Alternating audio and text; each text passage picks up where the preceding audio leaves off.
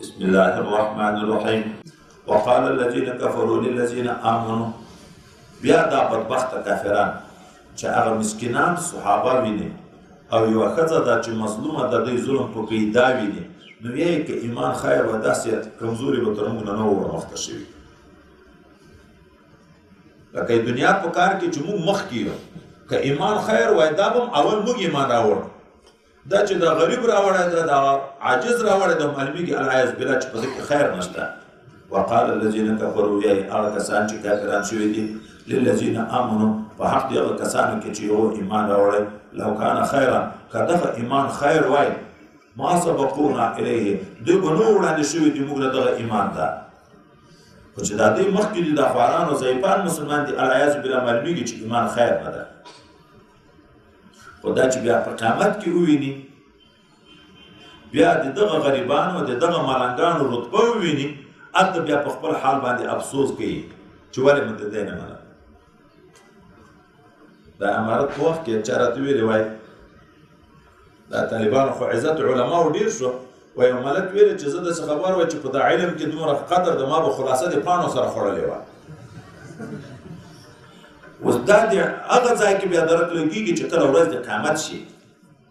واذ لم یهتدوا به، کله چې دی سمه لار پیدا نه کړه دا منکرینو په دغه قرآن باندې، فسیقولون، زر د دوی به وایي هذا افک قدیم، دغه قرآن دروغ پخواني دي، العیاذ بالله. ومن قبله کتاب موسی، او حال دا چې پخوا له د قرآن نه کتاب د موسی علیه السلام چې تورات ده، اماما پیشوا، ورحمة رحمت ته لارښوونکی د مؤمنینو ته او رحمت ته، وهذا کتاب، او دغه کتاب مصدق تصدیق کوونکی دی دغه تورات، لسانا عربیا، په ژبه عربي ده، لینذر الذین ظلموا، چې وویري هغه خلک چې ظالمان دي، وبشرا زیری ده للمؤمنین، لپاره د مؤمنینو. ان الذين قالوا ربنا الله، بشکه هغه خلک چې هغوی ویلي دي چې رب مو الله ده، خو ثم استقاموا، بیا په دغه لار باندې کلک شوي ولاړ دي. استقامت ثم استقاموا وایي دا ده چې مرګ یې په ایمان کې راشي. که شپېته کاله په ایمان کې تیر کړي، خو خدای نخواسته آخر مرتد شي، بیا د وروسته ثوابو خبرې چې دا روانې دي دا شته ورته. چا چې وویلې چې رب مې الله ده، خو بیا مستقیم شو په د خبره تر مرګه، نو یې دغو به څه انجامي؟ فلا خوف علیهم، نه به ویره په دې باندې په قیامت کې، ولا هم یحزنون، او نه به دوی غمجن.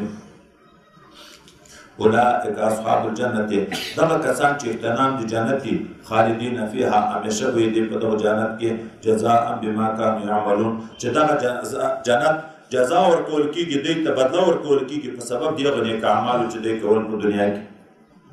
ووصینا الانسان بوالديه احسانا، حملته امه كرها ووضعته كرها وحمله وفصاله 30 شهرا حتى إذا بلغ أشده وبلغ 40 سنة قال ربي أوزعني أن أشكر نعمتك التي أنعمت علي وعلى والدي وأن أعمل صالحا ترضاه واصلح لي في ذريتي إني تبت إليك وإني من المسلمين.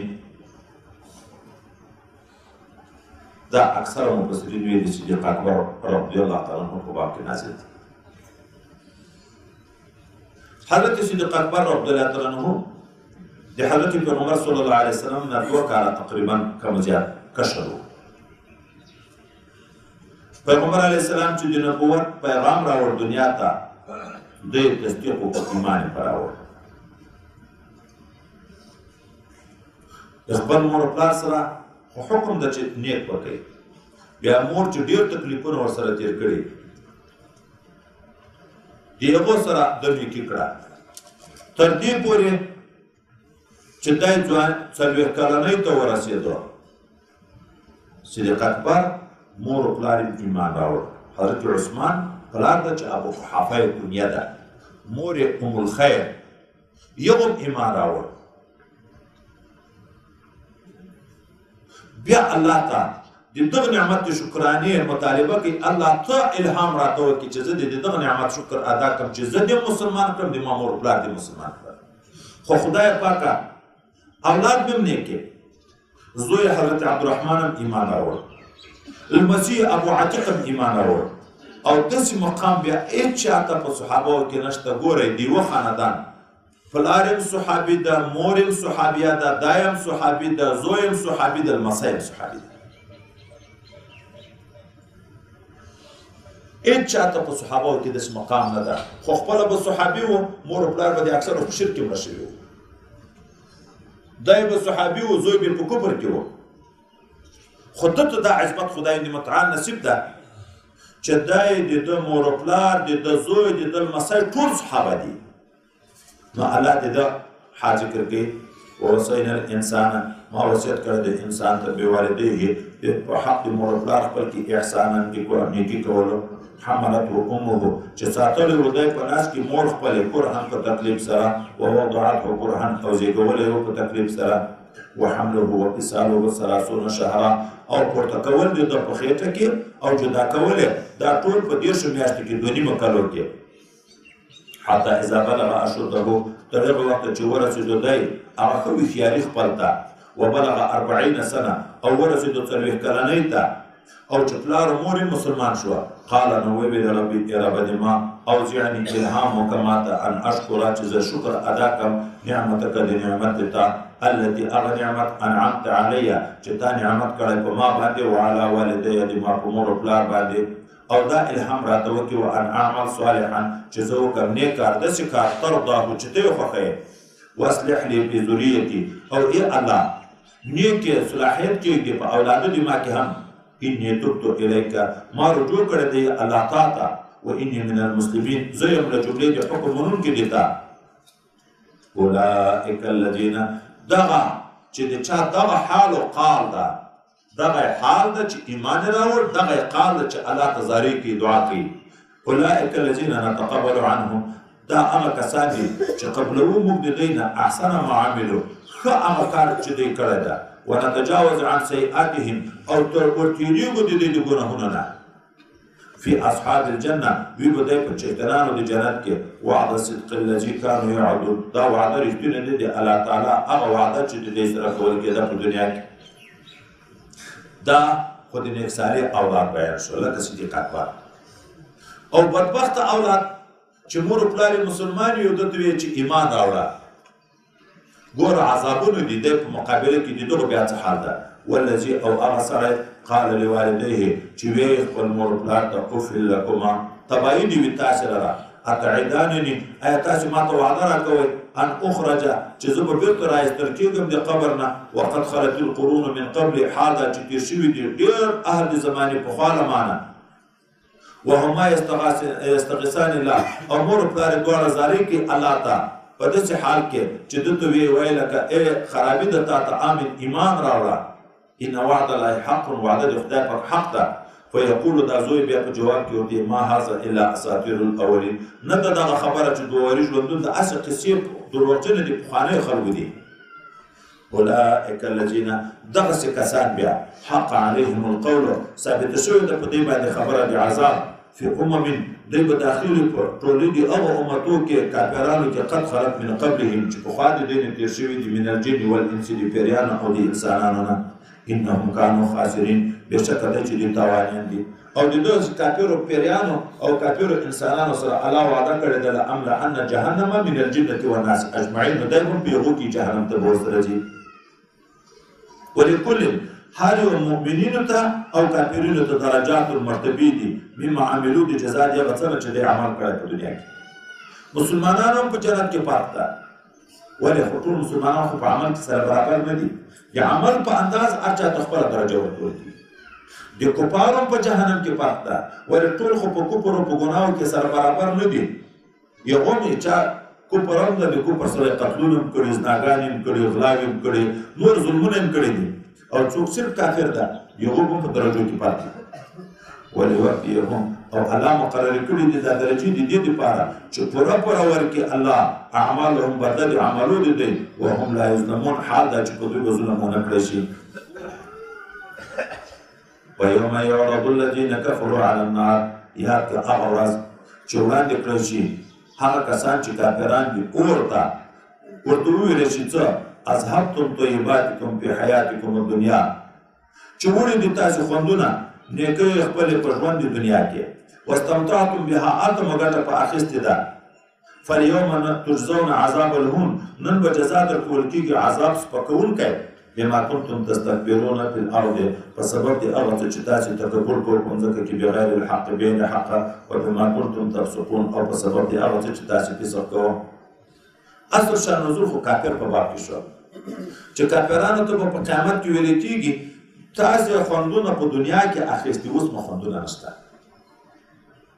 خو وایي د دغه آیات نزول نه بعد نبی علیه السلام او صحابه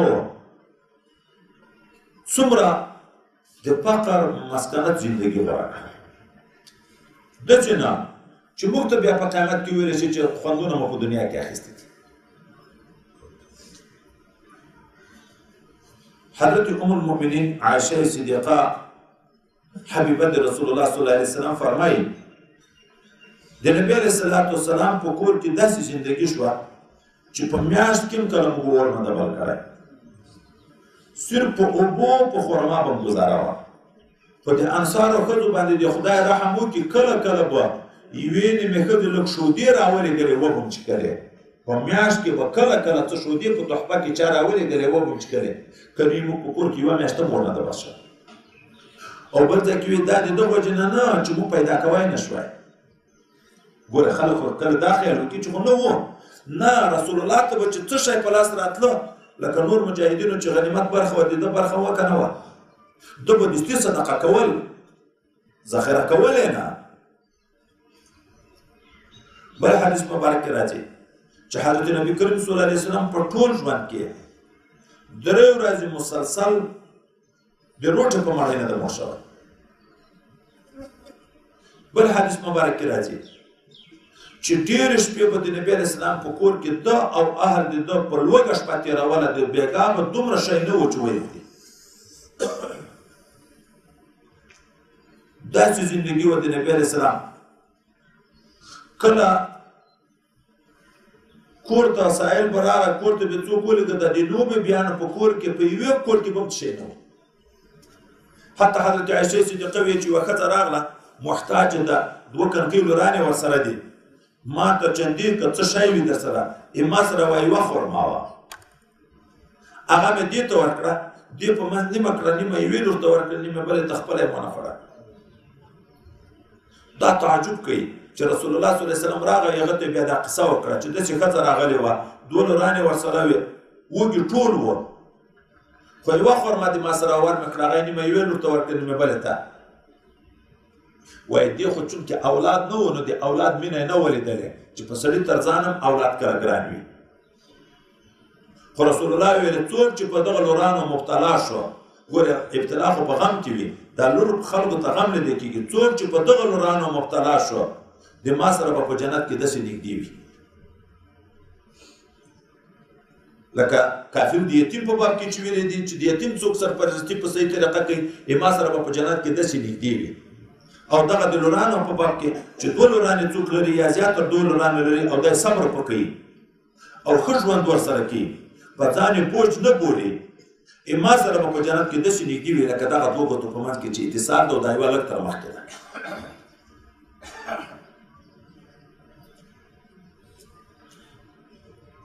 د صحابه هم دغسې حال. حضرت مصعب رضی الله عنه شهید شو یو څادر یې درلود چې سر به پټ کو پښې لوڅېدې چې پښې به پټې کړې سر لوڅېده سر طرف یې په پټ کو په پښو باندې یې پوټې ور واچول سرګړي په ور واچول.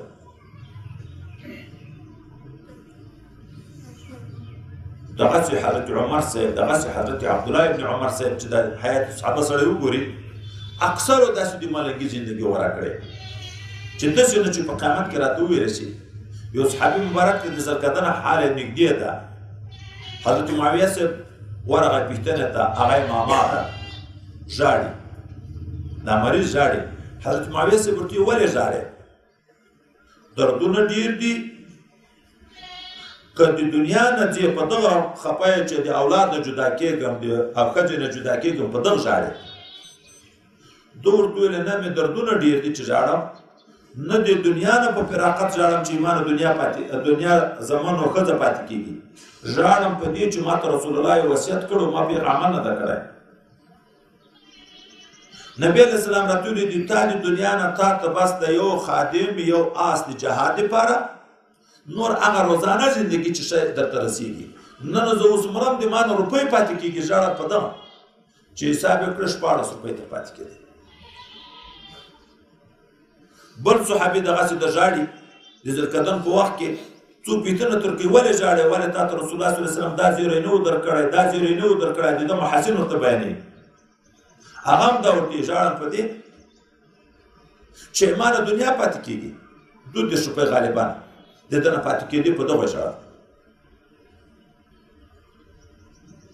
نو وایي د دې دپاره اګر که دا خو کافر ته ویل کېږي چې تاسې خوندونه په دنیا کې اخیستې خو مسلمان هم چې فقیر وي صابر وي ښه نیک سړی وي او بل طرف ته غني وي شاکر وي ښه نیک سړی وي مالدار ده ټول حقوق په ځای کوي ښه عبادت کوي شاکر ده بل مسکین ده صابر ده خو دغه دواړه کې هم دومره فرق ده چې په جنت ته چې ننوځي دغه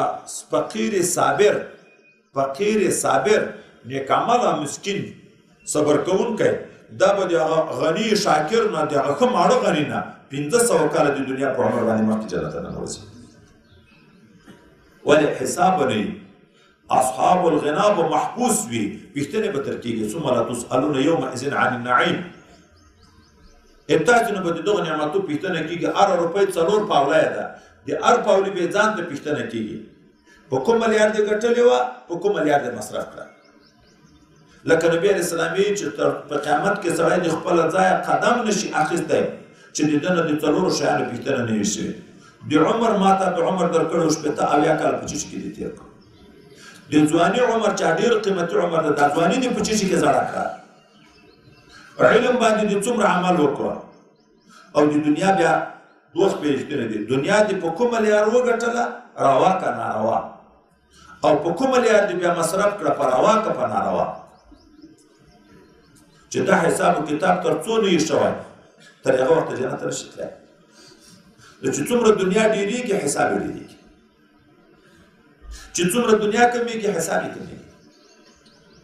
اوس موږ ډېروالي د حساب ته خدای نه خسته خوشحاله یو چې دنیا مو دې ډېره شي چې دنیا کې راحت وکړم که قیامت کې لرګي و دربدرو بیم. فالیوم تجزون عذاب الهون نن ورځ به تاسو ته جزا درکول کېږي د عذاب سپکوونکي بما کنتم تستکبرون فی الارض بغیر الحق په سبب د هغه چې تاسو لوی کوله په مځکه کې په ناحقه سره و بما کنتم تفسقون او په سبب د هغه چې تاسو فاسقان وئ.